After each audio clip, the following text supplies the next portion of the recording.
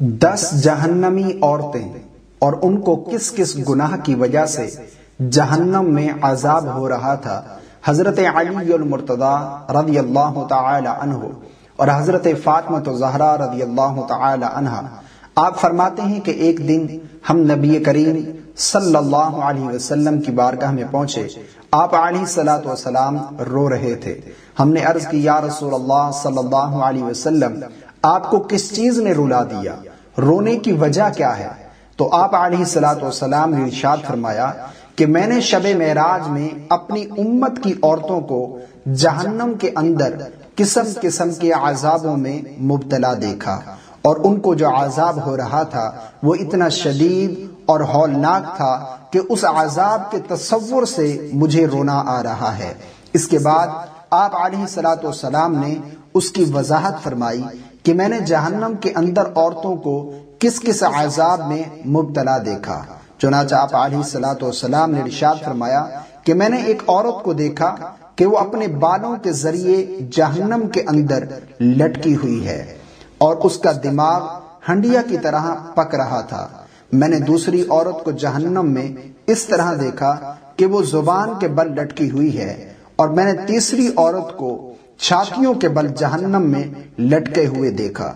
चौथी औरत को मैंने इस तरह देखा कि उसके दोनों पैर सीने से बंधे हुए हैं और उसकी दोनों हाथ पेशानी से बंधे हुए थे। पांचवी औरत को मैंने इस हालत में देखा कि उसका चेहरा खिंजीर की तरह था और बाकी जिस्म गधे की तरह है, मगर हकीकत में वो औरत है और सांप और बिच्छू उस औरत से लिपटे हुए हैं।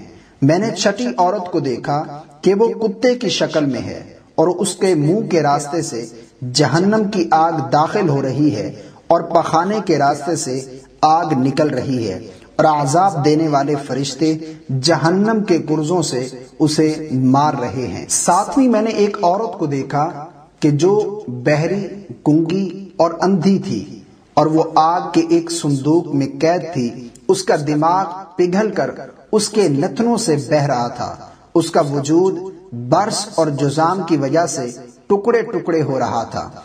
आठवीं औरत को मैंने देखा कि फरिश्ते दोजख की मिकराजों से यानी दोजख की कैंचियों से उसके जिस्म के हिस्सों को काट रहे थे।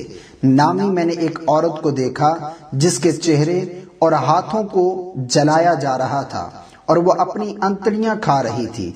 10वीं मैंने एक औरत को देखा जो अपने जिस्म को खा रही थी और उसके नीचे आग जल रही थी। इसके बाद हजरत फातिमा ज़हरा रज़ियल्लाहु तआला अन्हा ने अर्ज किया, ऐ अब्बा जान, उन औरतों पर यह अजाब उनके कौन से अमल की वजह से हो रहा था? उनके कौन से ऐसे अमल थे जिनकी वजह से आप सल्लल्लाहु अलैहि वसल्लम ने उस हौलनाक अजाब में मुब्तला देखा? आप सल्लल्लाहु अलैहि वसल्लम ने इरशाद फरमाया, जिस औरत को मैंने जहन्नम में लटका हुआ देखा और उसका दिमाग हंडिया की तरह पक रहा था, उसको ये अजाब घर से बाहर नंगे सर जाने की वजह से हो रहा था। वो औरत नामहरम मर्दों से अपने सर के बाल नहीं छुपाती थी।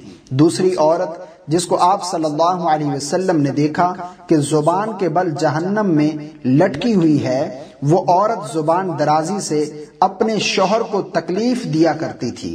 तीसरी औरत जिसको आप सल्लल्लाहु अलैहि वसल्लम ने कहा कि वो अपनी छातियों के बल लटकी हुई है, वो औरत जो शादीशुदा होने के बावजूद दूसरे मर्दों से नाजायज ताल्लुक रखती थी।